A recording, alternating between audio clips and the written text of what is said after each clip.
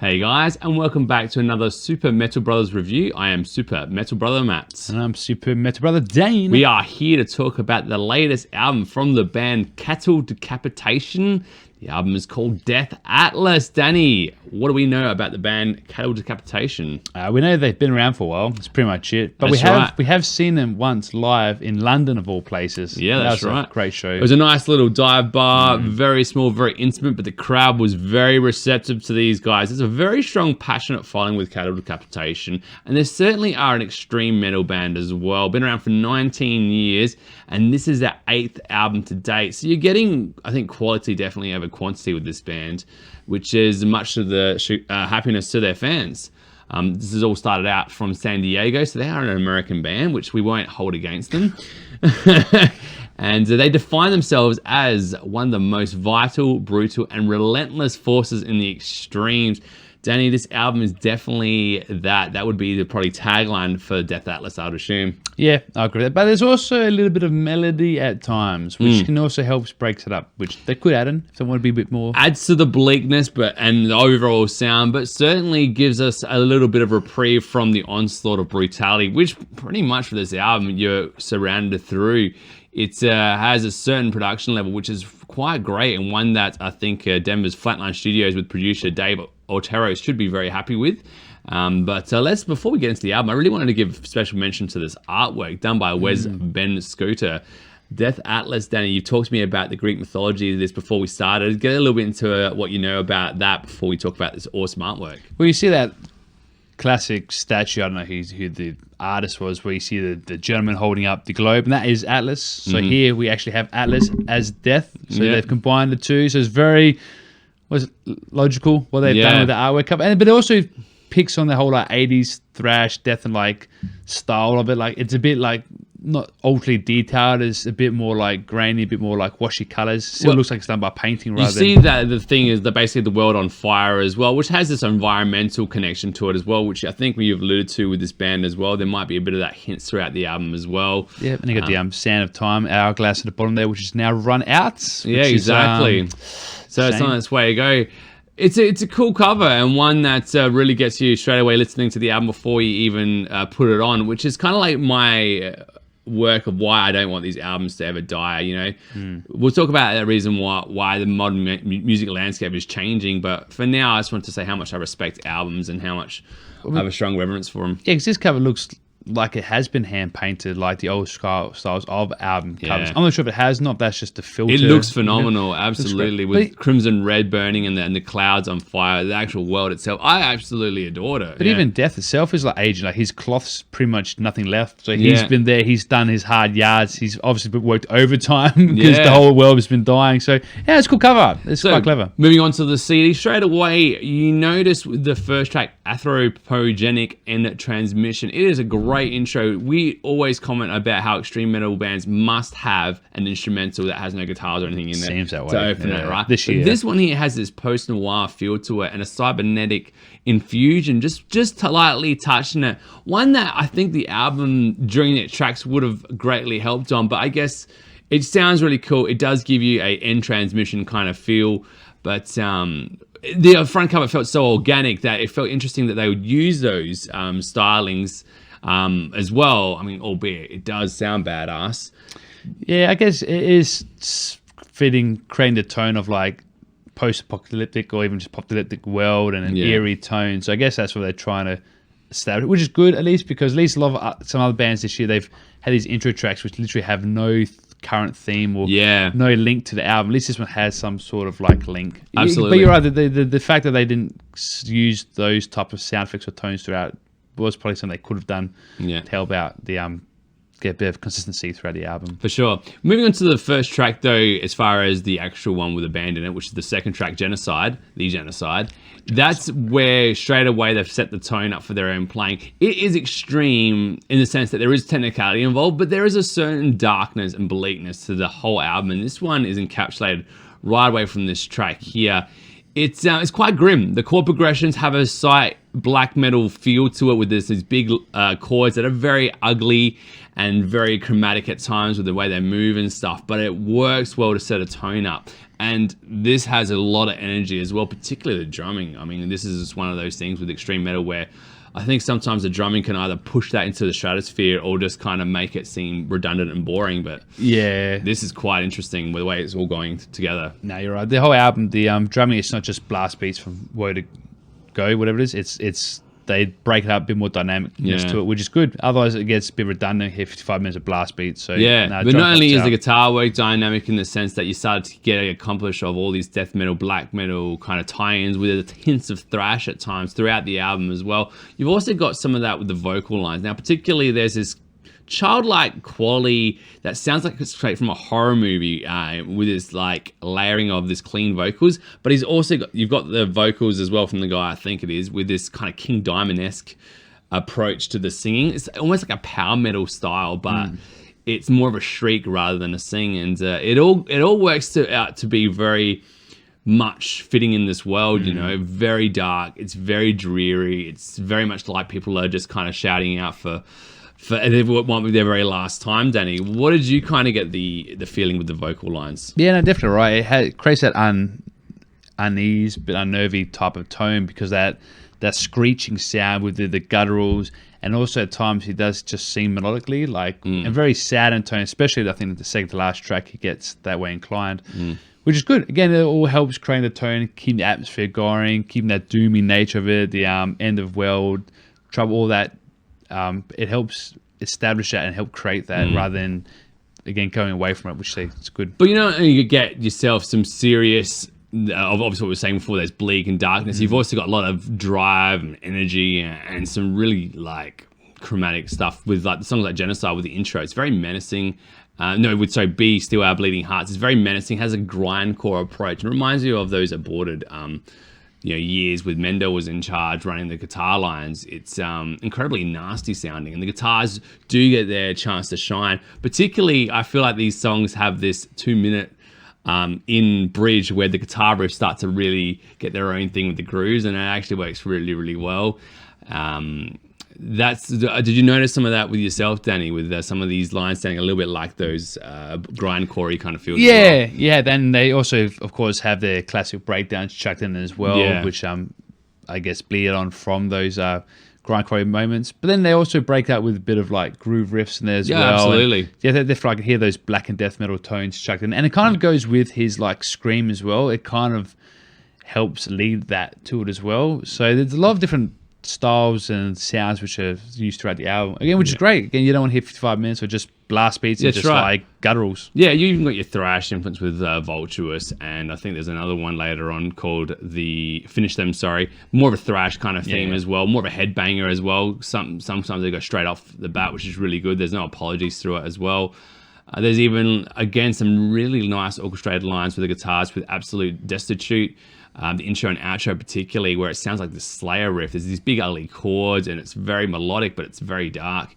Then it obviously devolves into grindcore mayhem because we can't set a tone the whole time, and we got to be brutal as well, right? They have their market. Yeah, there's also new like styles of voicings as well done late in the album with Absolute Destitute, where you have this kind of Ozzy Osbourne / Peter Tagrin from Hypocrisy style. I'm talking about that last track of Virus, where it's kind of that waily, singy kind of thing. It sounds like a kind of ghostly, but and even towards the last track as well, with the incredibly audacious Death Atlas track.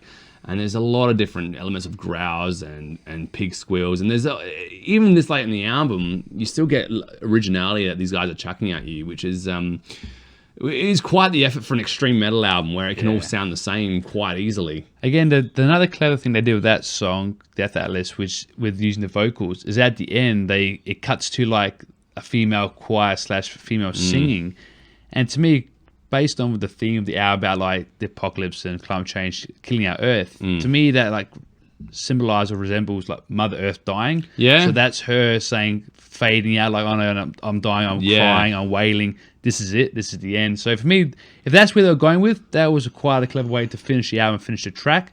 The track itself, though, was a bit weird. Like halfway through it had that really jarring change from like heavy to like then very like melodic, but there was no real transition between that part. I thought that was a bit jarring. That's probably the issue with that track, but there are, and I think we've talked about some of the absolute highlights of this album, and there's a lot. You know, most tracks are fully fleshed out. They're well written across the whole board, well performed. Absolutely, there were some times where the palmings was so fast, I thought his hand was going to snap off. I think with all disrespect was one of them. I think it was they were coming in thick and fast, and they were just churning right through it.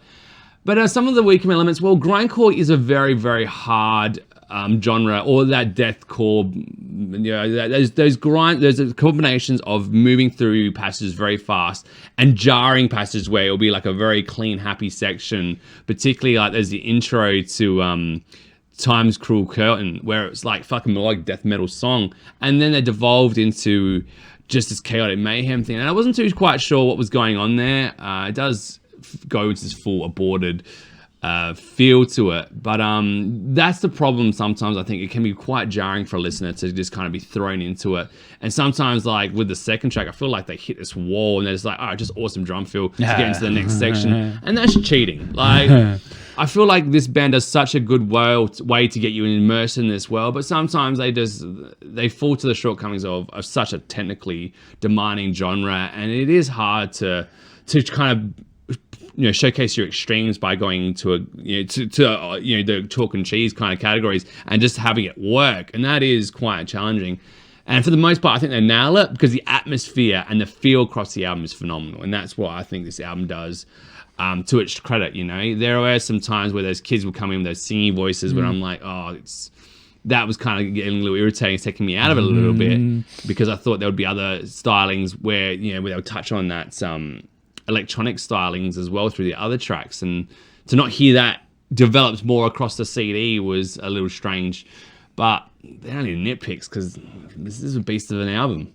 Yeah, no, you're right. Nothing they do well. I feel like there's 3 tracks which are the kind of the speaking, mood setting tracks. Apart from the first track like sets a tone, but it was the Great Dying Part 1, Part 2, and then the Unraisable Past, where again it feels like a progressive in its tone and its message. Like it talks about like written word about scientists have found climate change is occurring. So it starts with like here's an issue, and it's like female talking, not so bad. The second one, it gets a bit more like manly, a bit more like not evil, but like a bit more. It starts to get to the robotic stage. Like okay, now there's like scientific speaking, a bit more. Like, I know we're near the end. It's all happening. Then it gets to the last part where it starts with very robotic, very unhuman speaking. Like that's it. We end it. It's all over now. Humans are gone, and the whole song pretty much progresses to like the part where it ends with him singing very sadly, very somberly. Like that's we've ended the world. Or Earth is gone, something. So the progression of those 3 tracks is a good progression. Of what they're trying the last 3, it felt like really good. I thought they could have ended it on that piano interlude, I guess, where it was the track Time's Cruel Curtain really led into being the second to last track, and then the Unreasonable Past being their last. But then they obviously had Death Atlas as this old big grande, like a Nevermore, like super classical Never type thing. Ending, with classical music where the song goes for 5 minutes, but then the ending goes for 20 because they're really. And this is what the band really deserves. They paid so much attention to how they would finish a song as well, and some of the most heavy, brutalist, most rememberable circumstances on each of these tracks comes at the very end because they leave on the highest note. And how many crimes have we heard of metal bands, especially the Cavalier Conspiracy being the #1 prime target of this ending songs? It's like, all right, we've done the formula, let's just finish it, Okay. And these guys get it, each thing works towards it. And like I was saying before, you've got yourself 3-parters. You've got your intro, and when it hits that 2-minute part, the song goes into second gear, and that's when we get some awesome chunky riffs and some really classic drumming, and the song really picks into gear. And by the end of it, it's pretty satisfying. So not only are you getting satisfying songs writing, you're developed in this world that they've created quite well, from everything from the artwork to the production to the awesome playing to the diversity of the playing and the performance of the singing as well. Yeah, not bad for like a death grindcore metal band. Absolutely. Layers, man, layers.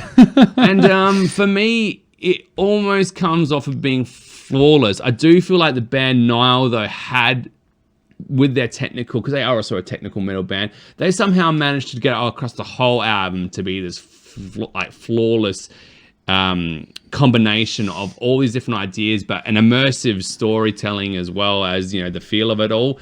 And even they just never had once that the jarring nature of writing themselves into a wall or a scenario that they could fix with a drum solo or some drum fill. Even though for that album, most of it felt like it was this one really cool drum fill. But it was just more down to how everything combined. Here, it almost was 100% that. And for that, it is a phenomenal album. But like I was saying, with tracks, considering, you know, like the second track, and there's some of the ones later towards the end where they're just, you know, it was extreme. It was a nice idea, but the execution quite didn't hit the mark for me. Yeah, that's fair. Yeah, apart from the and I think some of those guitar solos were a bit all over the shop. Yeah, a bit Kerry King way, you reckon? Yeah, it's a bit like, look how fast I can play, how technical I can play, but they didn't really fit in the songs too well. Yeah. To be fair, they only did, I think, 3 or so guitar solos. But yeah, maybe, I don't know, maybe just, again, continue the storytelling solos. They don't always have to be fast and technical. But overall, it's dark, it's heavy, and it has a very satanic feel about it. It is an oppressive album. It is a complex listen. It's a dark listen, and I know that it's not going to be for everyone's taste, even in the metal genre, but I think if you can really give it the time and the attention this deserves, it is a very well-written album, and it's going to be one of the top 10 for most people. I know you said that one of the guys said it was the best album of 2009 and 20. Yeah, that's true. I'm not sure I say guy's name, but it's Axl Rosenberg. Yeah. Well, you know, that's who we made. But it's and that's the thing. This album has gotten the recognition from the critics as being one of the best albums of 2019. Did any final thoughts and a final grade? Yeah, no, I thought it was really good. I thought you summed up well. It creates a tone, very sorrowful, but then also mixes the heavy with the melodic and methodic quite well. Uses staccato elements to, again, emphasize certain parts of songs, and different changes in drumming and tempos to help that as well with different vocalizations. So I give this, I mean, I only gave Noel 7.5 last week, and that was a bit harsh. I should have given that an 8 because I'm also giving this one an 8. Yeah, so I think I was a bit harsh on Noel, but that should be an 8, but this is definitely an 8. Absolutely, and I agree. This album here has had so much work and heart and soul poured into it. These guys really stretched themselves across the board, creating one immersive product. Minor its nitpicks, I really think this here is one of the best albums of 2019. And if you're into extreme metal or death metal, even black, it might be a bit tricky, but if you're into that extreme genre, this here is a band that you just cannot give up. And I give it an 8.5 out of 10. Nice. And with that, we are at the end of our show, guys. What did you guys think of the episode? I hope you guys dug Decapitation's Death Atlas as much as we did. And even if not, you got an awesome poster that you can put, that's true, you know, in the middle thing. And even your uncle who studied philosophy in uni would be like, oh, that's Atlas, you know? I know that guy. I know stuff. I probably knew him personally. He's probably old enough to. Anyway, so with next time, though, we need to hear the words of Cattle Decapitation, Danny. And the words of Cattle Decap. There's no fear for tomorrow when there's no trust for today. There's no ever after. Debts have to be paid. Absolutely. It sounds like a very politician answer here, obviously, in Australia. We've got politicians that are definitely paying certain people and should be paying others. Maybe musicians for one. Yeah. But anyway, until next time, I am Super Metal Brother Matt. And I'm Super Metal Brother Dane. We have been the Super Metal Brothers. Thank you guys so much for listening. We'll catch you in the next episode.